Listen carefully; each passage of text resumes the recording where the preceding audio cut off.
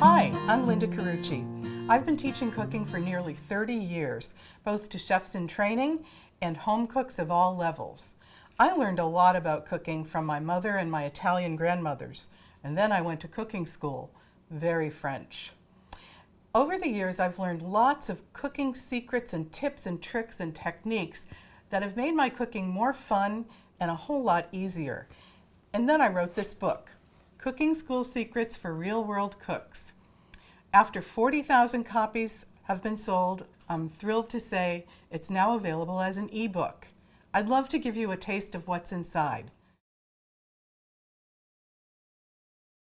Ginger is great for digestion, and it adds a terrific flavor to stir fries, like my stir-fried velvet chicken with cashews. I put a little piece of wax paper down on my cutting board here to keep things clean, and the first thing I'm going to do is trim the ginger knobs. This is a bird's beak knife, aptly named for the shape of the blade, and it's really helpful to trim off these knobs so they don't spray too much in the process of removing the rest of the peel. Now, a lot of people think you need, a special kind of peeler to remove the skin, but I find a common everyday kitchen spoon works really, really well. And all you do is drag it along the peel, and it comes off really, really easily. The thing that is really nice about the spoon is it takes off just the top layer of skin that would be really fibrous, and you wouldn't want to add to your stir fry. So next thing I want to do here is take the microplane and just scrape the ginger crosswise down the blade of the microplane zester, and you can see that I'm getting a nice thin puree of ginger, the equivalent of minced ginger. You don't want to go lengthwise because then you'd end up with strings, and that's not very palatable. So we'll just do this until we see some fall off, as we have here. And then I'll scrape up a teaspoon of freshly grated ginger that's really, really moist and juicy. You can see how juicy it is.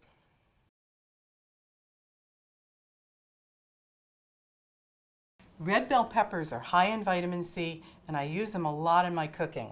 I want to show you a tip for how to prep a red bell pepper so the seeds don't go rolling all over the cutting board. This is really cool. The first thing I'm going to do is turn the pepper upside down on the cutting board. And I'm going to take my chef knife and cut around the seed pod that's inside. I like to call this a lobe, and now I'm going to cut the second lobe. Some peppers have 3, some have 4, and I'm trying to avoid the seeds as much as I can. But in this case, I caught a few, so I'll get rid of them right now. And then I have one more lobe here to prep or to trim off. And I'll move this over here to get it out of the way and get all those seeds off. Look, this one looks like it might be having a baby. And then we'll take these pepper seeds out, and we're ready to go. Now, if you're making red bell peppers for the contadina recipe that has them roasting in the oven with sausage and peppers, what you'll do is just cut them into strips. I'm going to cut this little piece off here. And it's really easy. Make sure that you keep the skin edge of the pepper, or the skin side, down on the cutting board. It's a whole lot easier to grab the pepper if you let the skin side down, keep the skin side down. And then there are your pepper strips.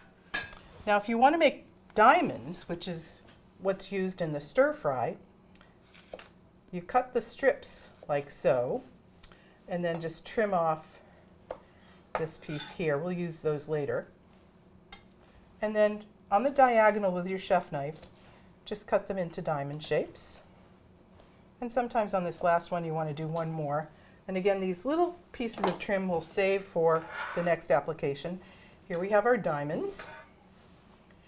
And then if you're making red bell pepper bisque, which is a delicious creamy soup, you don't really care what the pepper shapes are. You just want to make sure that they're uniform in size so they'll cook evenly.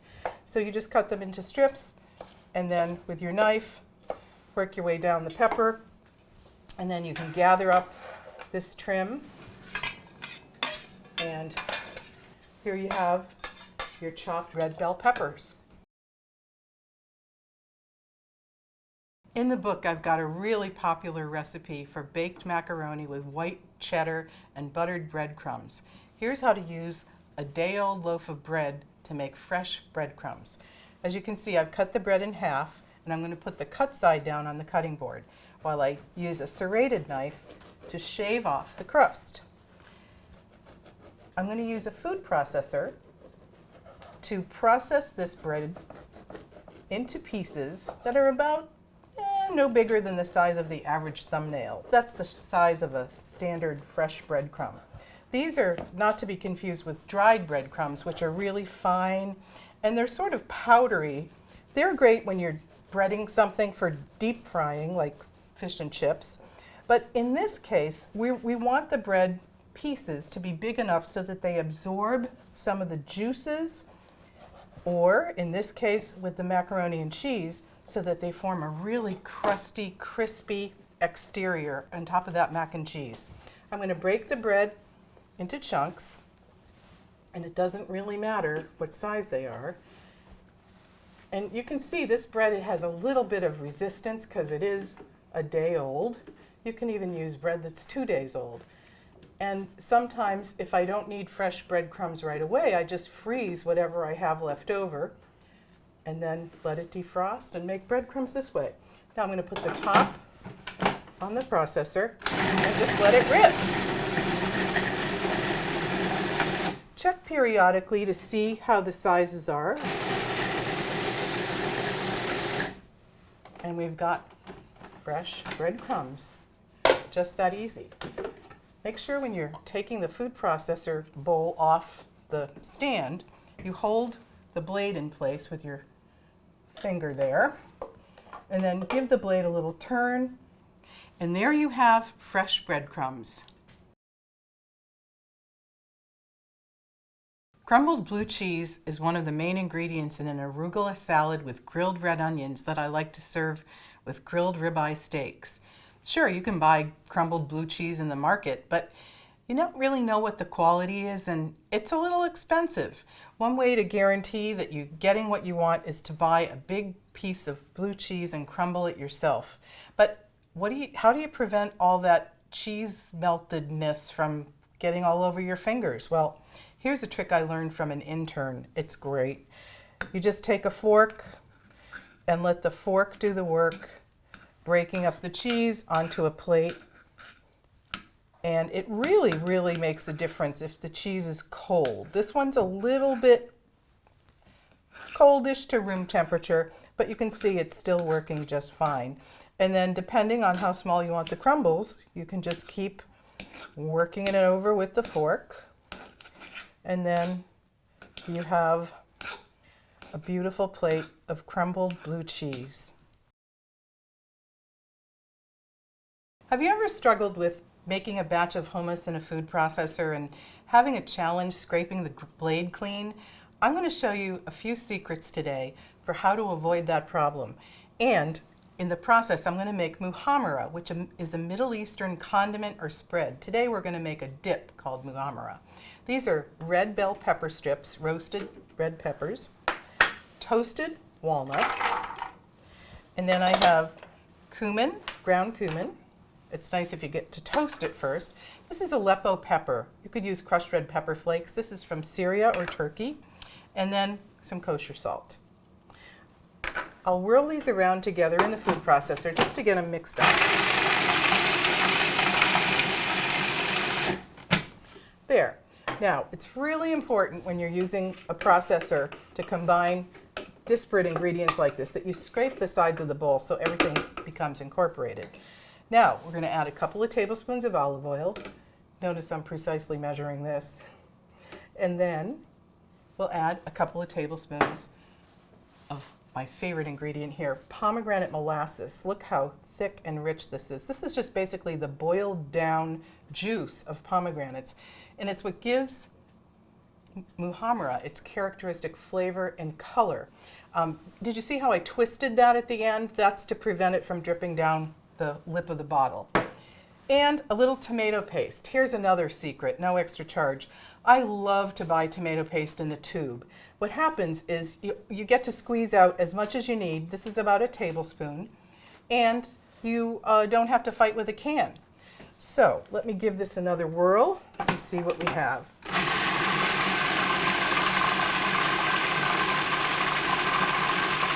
I think I'll scrape it again.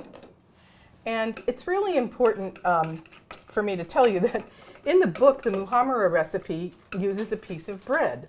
But in fact, I don't bother with the bread because it's really not necessary. You can see it's a nice, pretty rich, thick puree as it is. So what I'm going to do is process it just a little bit more to break down those peppers so it's a little smoother.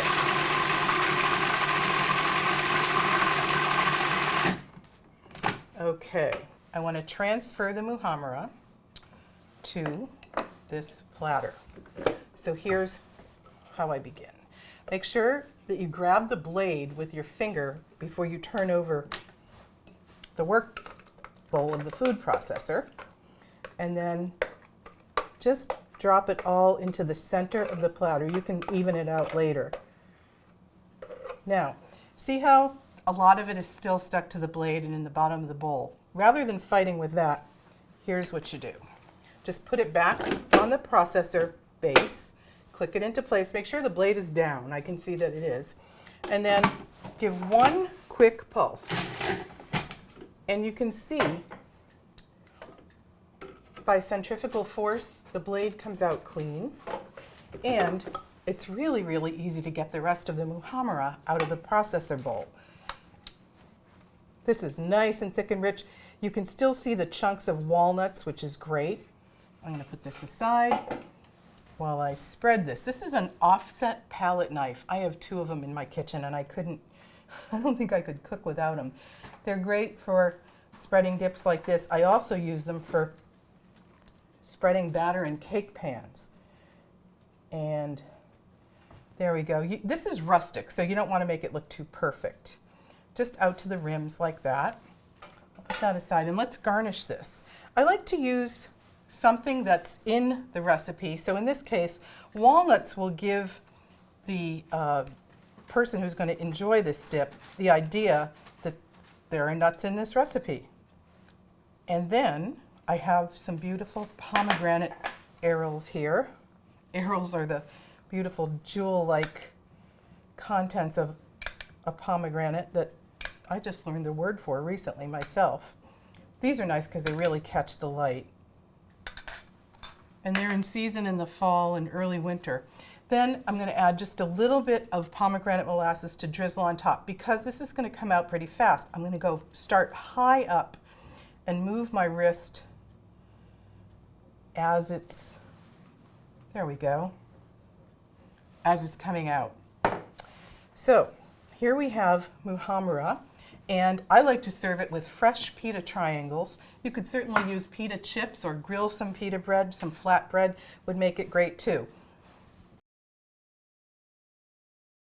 Grilled red onions are great on burgers, and I love to toss them with arugula and some crumbled blue cheese to serve alongside grilled ribeye steaks.